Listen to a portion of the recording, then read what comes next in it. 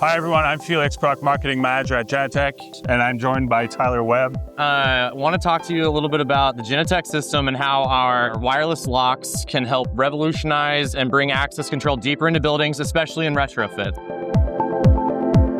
We work closely with Allegion to have an integration with the Allegion Gateway software.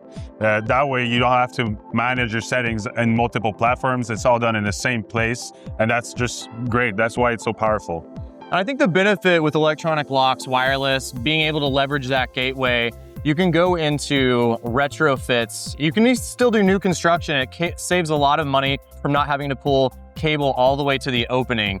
And we're also future-proofing the solution, right? So we're open, we're interoperable. We allow the end patron to be able to leverage plastic or mobile credentials, and it all works seamlessly with our electronic locks. And with Genetec Synergis, basically you can have your Allegion locks in Synergis or in our Security Center SaaS platform through our Synergis CloudLink G2. So you have the flexibility to choose between a mix of on-premise or a cloud product.